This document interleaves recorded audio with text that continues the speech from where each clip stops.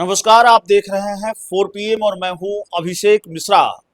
देखिए, बिहार विधानसभा चुनाव से पहले केंद्र सरकार ने जाति जनगणना कराने का फैसला लिया है और राजद सुप्रीमो लालू प्रसाद यादव ने इसको लेकर एक ट्वीट किया। दरअसल लालू यादव का वो ट्वीट हम आपको इसलिए बता रहे हैं, एक्स पर जो उन्होंने लिखा उसकी चर्चा हम इसलिए कर रहे हैं क्योंकि एक तो बिहार में विधानसभा का चुनाव है तो राजनीति का पारा वैसे ही चढ़ा हुआ है।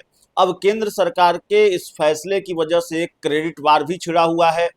भारतीय जनता पार्टी कह रही है हमारी वजह से हुआ, जेडीयू कह रही है हमारी वजह से हुआ, हमारी मांग थी, हमारी कोशिश थी, और कांग्रेस आरजेडी भी जश्न मना रही है। लालू यादव ने लिखा एक्स पर कि कान पकड़कर, मैंने कहा था कान पकड़कर इन संघियों से जातिगत जनगणना कराएंगे। हमारे साथ आरजेडी के प्रवक्ता एजाज अहमद साहब हैं।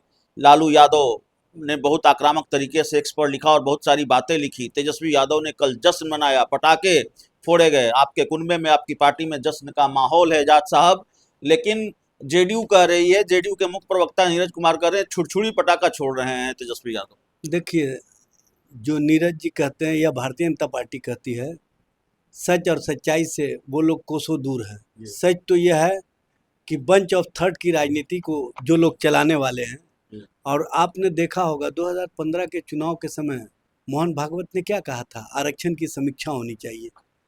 जिस भारतीय जनता पार्टी की सोच कहीं ना कहीं बंच ऑफ थर्ड की राजनीति की रही है, पिछड़ा शोषितों वंचितों को हक और अधिकार नहीं देने के प्रति रही है, वो जातीय जनगणना के लिए फैसला इसलिए उनको लेना पड़ा क्योंकि देश के अंदर एक आंदोलन था, देश के अंदर कहीं ना कहीं उबाल था। देश के शोषितों, पिछड़ों, दलितों, आदिवासियों, अति पिछड़ा समाज के बीच इस बात का कहीं ना कहीं सोच था कि हमारे हक और अधिकार को दबाया जा रहा है। और उस दिन से सोच और तेज़ी से बढ़ गया जिस दिन तेजस्वी प्रसाद यादव जी ने महागठबंधन सरकार के माध्यम से बिहार में अपने स्तर से जातीय गणना करा करके जिसकी जितनी संख्या उसकी उतनी हिस्सेदारी तय करते हुए 65% आरक्षण की व्यवस्था की, 10% ईडब्ल्यूएस के लिए यानी 75% आरक्षण की व्यवस्था की, और साथ ही साथ 94 लाख परिवार ऐसे चिन्हित किए गए जो गरीबी रेखा से नीचे थे, उनको 2-2 लाख रुपए देने और उनको ज़मीन देने का फैसला हुआ था। उनको मकान बनाने के लिए ज़मीन उपलब्ध कराने के साथ मकान के लिए पैसा भी देने की बात कही गई थी। लेकिन बिहार में जो सरकार चल रही है, किस तरह का राजनीतिक षड्यंत्र रचा, किस तरह का खेल खेला, ये आपने देखा होगा। जिस दिन हमने जातीय जनगणना के कार्यों के बाद 65% आरक्षण की व्यवस्था की और बिहार कैबिनेट से प्रस्ताव बना करके केंद्र के पास भेजा कि इस 65% आरक्षण को 9वीं अनुसूची में शामिल कर लिया जाए, लेकिन केंद्र सरकार ने उसको शामिल नहीं किया। बाद में कोर्ट कचहरी में मामले चले गए और जो पहले से 49.5% आरक्षण की व्यवस्था थी उसी को लागू कर दिया, जो लगभग 16% आरक्षण से लोग वंचित हो रहे हैं। जो पिछड़ों को अधिकार मिला था, जो अति पिछड़ों को मिला था, जो दलितों आदिवासियों को मिला था बढ़ा हुआ आरक्षण का लाभ, वो नहीं मिल पा रहा है। उनके बीच में जो भी अभी नियुक्तियां की जा रही हैं उसके कारण जो नुकसान हो रहा है उसकी भरपाई कौन करेगा? ये नीतीश कुमार और नरेंद्र मोदी की सरकार किस तरह का खेल खेल रही है ये लोगों को पता है। जब बिहार में हमने जातीय जनगणना का फैसला लिया था तो पटना हाई कोर्ट से जब स्टे हुआ था तो भाजपा के कार्यालय में मिठाइयाँ बटी थी, पटाखे छोड़े गए थे। वो लोग जो जातीय गणना की रोक पर पटाखे छोड़ते हों, वो जातीय जनगणना कराने पर फैसला मजबूरन बस लिए हैं। नहीं, ये सबको पता। लालू यादव ने लिखा कि कान पकड़कर इन भाई संघियों कान से, सुन लीजिए सवाल सुन लीजिए, संघियों से हम ये करवाए, हमने ये करवाया, कहा था करवाया। लालू यादव का ट्वीट भी हम स्क्रीन पर डाल देते हैं, जो उनका ट्वीट है, मुझे बहुत ठीक से याद नहीं आ रहा है जो उन्होंने लिखा है पूरी देखिए बात, लाल लेकिन लेकिन सवाल यह है कि कान पकड़कर बीजेपी जेडीयू से और क्या क्या करवाएंगे लालू यादव। देखिए लालू जी हर वो काम करवाएंगे, तेजस्वी जी हर वो काम कराएंगे जो बिहार की जनता के हित में होगा, बिहार के आम आवाम के हित में होगा, महिलाओं के हित में होगा, पिछड़े अति पिछड़ों के हित में होगा, समाज में जो शोषित है, वंचित है, जो दलित है, आदिवासी है, उसके हित में होगा।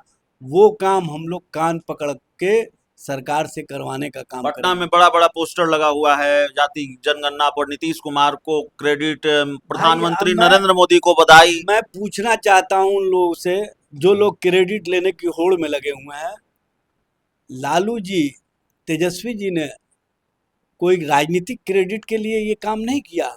हमारा सोच है कि जो गरीब है, जो शोषित है, जो वंचित है, उनका हक और अधिकार तभी मिलेगा जब उनकी संख्या को हम जानेंगे, जब उनकी हिस्सेदारी हम तभी तय कर सकते हैं जब उनकी संख्या का जो पूरी प्रक्रिया पूरा होने के बाद सामने आएगा। आपने देखा होगा जैसे ही हमने संख्या की प्रक्रिया को बिहार में पूरा किया, 65% आरक्षण की व्यवस्था को हमने आगे बढ़ाने का काम किया।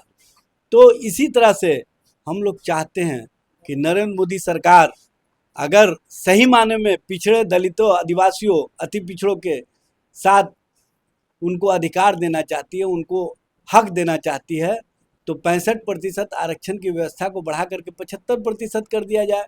बिहार विधानसभा का, विधानमंडल का सत्र एक दिन के लिए बुला लिया जाए और उसमें प्रस्ताव दिया जाए। हम लोग सहर्ष रूप से उस प्रस्ताव को पास करा करके, और जिस दिन ये प्रस्ताव पारित हो उसी दिन बिहार कैबिनेट से प्रस्ताव लेकर के 75% आरक्षण को केंद्र के पास भेजा जाए कि इसको 9वीं अनुसूची में शामिल कर लिया जाए। सारे झंझट समाप्त हो जाएंगे। लेकिन ये लोग करने वाले नहीं हैं। ये लोग तो राजनीतिक रूप से जिस तरह से घिर चुके हैं, लेकिन भुनाने की कोशिश होगी एजाज साहब। बीजेपी जेडीयू कहेगी हमने करवाया, देखिए हमारा फैसला है। बिहार चुनाव में लगता नहीं एक चुनौती बनकर ये फैसला सामने आया। देखिए, बिहार की जनता, देश की जनता समझ रही है कि जो बंच ऑफ थर्ड की राजनीति करते हैं वो पिछड़े दलितों, आदिवासियों, अति पिछड़ों के हिस्सेदारी और उनके आरक्षण को बढ़ाने की बात नहीं कर सकते हैं। उनके लिए जातीय जनगणना की बात नहीं कर सकते हैं। कहीं ना कहीं ये जो गरीब, शोषित, वंचित, पिछड़ा, अति पिछड़ा, दलित, आदिवासी है, उसका जो दबाव था और लालू प्रसाद जी का जो दूरदृष्टि का सोच था, उस सोच का ही परिणाम है। और तेजस्वी जी ने जिस तरह से बिहार में जातीय गणना करा करके जिसकी जितनी संख्या उसकी उतनी हिस्सेदारी तय की, ये लोगों की आंखें खोल दी और लोगों को लगा कि हमारी हिस्सेदारी तभी तय होगी जब हमारी संख्या गिनी जाएगी, जब हमारे साथ न्याय तभी होगा जब हमारा पूरा डेटा सामने आ जाएगा। तो इसके लिए लालू जी ने 1996 में ही पहल किया था, संयुक्त मोर्चा सरकार के समय में। देवगौड़ा जी सहमत हो गए थे। 2001 से ये मामले गिनती में शुरू हो जाते जातीय जनगणना के। लेकिन चूंकि उसी बीच में अटल जी की सरकार आ गई और अटल जी की सरकार ने 2001 में जातीय जनगणना कराने से इनकार कर दिया। पुनः जब 2011 में यूपीए 2 की सरकार पर दबाव बनाते बनाते जातीय सर्वेक्षण तय हुए और जातीय सर्वेक्षण कराए गए, उसका रिपोर्ट आया, उसी बीच में फिर सरकार बदल गई। और अरुण जेटली जी जो केंद्र के मंत्री थे, जो नरेंद्र मोदी कैबिनेट के मंत्री थे, उन्होंने कहा कि जो डेटा 2001 का सेंसेक्स का आया है वो करप्ट हो चुका है, वो डेटा उपलब्ध नहीं हो पा रहा है, इसलिए हम डेटा को सार्वजनिक नहीं कर सकते। ये लोग खेल खेलने में माहिर लोग हैं और जिस तरह का खेल खेलते हैं ये पिछड़ा, दलित, आदिवासी, शोषित, वंचित को पता है। इसलिए इनके खेल को इस बार मजिस्ट्रेट चेकिंग में लोगों ने पकड़ने का काम किया है और ये लोग बैरंग वापस जाएंगे।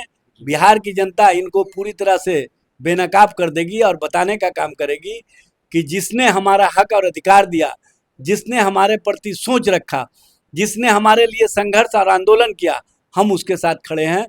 और वो सबको पता है कि महागठबंधन सरकार के समय जातीय गणना के कार्य हुए और लालू प्रसाद जी, तेजस्वी जी ने इस कार्य को करवाने का काम किया। इसलिए जनता तेजस्वी जी के नेतृत्व में इस बार पूरी तरह से जो जातीय गणना में खेल ही खेलना चाहते हैं उस खेल को हम बेनकाब कर देंगे। और हम स्पष्ट रूप से ये बता देना चाहते हैं कि तेजस्वी जी ने स्पष्टता कहा है कि जब परिसीमन होगा तो उसमें लोकसभा में भी हम आरक्षण की मांग करेंगे पिछड़ा, अति पिछड़ा के लिए, विधानसभा में भी आरक्षण की मांग करेंगे पिछड़ा, अति पिछड़ा के लिए, और इनकी हकमारी हम नहीं होने देंगे। हम किसी भी स्तर तक जा करके इनके लिए संघर्ष, आंदोलन करके इनको हक और अधिकार देने का काम करें। चलिए, हमारे साथ एजाज अहमद साहब थे। इस पूरी रिपोर्ट में इतना ही। बहुत बहुत धन्यवाद।